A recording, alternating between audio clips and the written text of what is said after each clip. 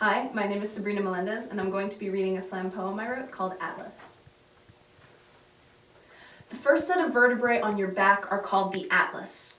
Atlas also happens to be the name of a character from Greek mythology who, after losing a fight, was turned to stone and had to carry the weight of the earth and heavens on his shoulders as if his own stone body wasn't enough.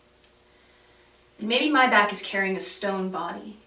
Maybe my chest is granite, and maybe that's why it doesn't hurt anymore. Maybe my eyes are lead, and maybe that's why they don't cry, but I guess you have to compensate somewhere.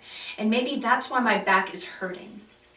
The most frequent cause for back pain in teenagers is heavy backpacks at school, and maybe a lot of us are carrying a lot more than books and pencils in our backpacks. Maybe the kid who sits in the far left corner of the classroom lost a fight the other night, and like Atlas, has to carry his father's heavy fists with him in the section of his backpack where his water bottle should go. And maybe the kid who came out a month ago has to carry the thick, stinging words of 1,000 voices in the neighboring church and 1,000 more at school, and my friend hasn't seen his mom in a week, and he swears he'll be all right, but I know it's heavy because I have seen him carrying her on his back through the hallways at school, because no kid should have to grow up alone. And maybe that is why our backpacks are too heavy. Maybe we're carrying the weight of the earth and the heavens on our backs like the pages of an atlas. There are 7 vertebrae in the atlas and 7 continents in an atlas, but only one atlas with only one atlas in his back to carry them all. And I wonder if his back hurt too. This is an apology to the entirety of my spinal cord. I wish my body really was only 65% oxygen, 18% carbon, 10% hydrogen, 3% nitrogen, 1.4% calcium, and 1.1% phosphorus, but it's so much more than that.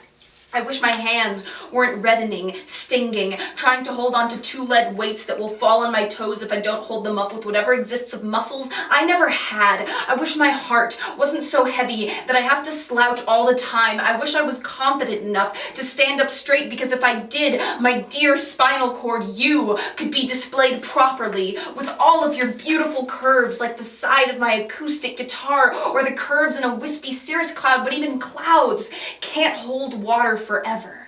And when they break, water is released to the ground in a violent downpour, each water droplet unable to evade the impact of the ground it hits. But you, my dear spinal cord, have never broken, and you have never let me fall. And so it's perfectly understandable that you're hurting right now. Being ignored hurts. It hurts to realize that someone is more important to you than you are to them.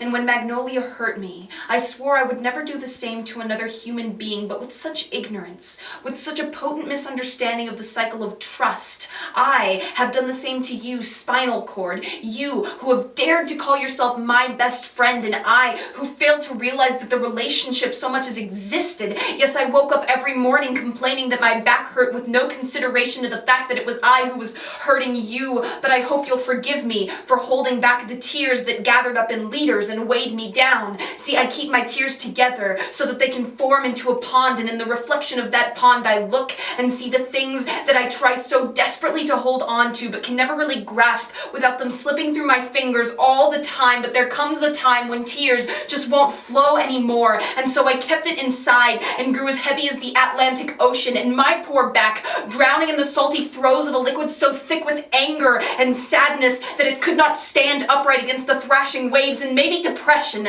should really be called compression. I'm sorry. I've mistreated you, but I won't anymore. See, I want something to cuddle with, so I'm choosing my own back.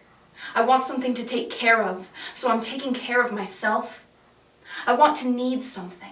But maybe the only thing a human being really needs is his or her own body. So here's to the 7 vertebrae in the atlas, the ones that hold up my head, and the other 26, the ones that hold up my body. Here's to the entirety of my spinal cord, because a human is a piece of art, but the body is the canvas that allows the art to exist. And we forget so often how easily the application of too much paint can rip the canvas and destroy the painting, because it's just paper. And the back is just bones. But some way or another, The two have the incomparable ability to balance the earth, the heavens, and all of the stone bodies that live there atop themselves, and I know I'm a hypochondriac. But I really do think this time, and I could be wrong, that maybe that is why my back hurts.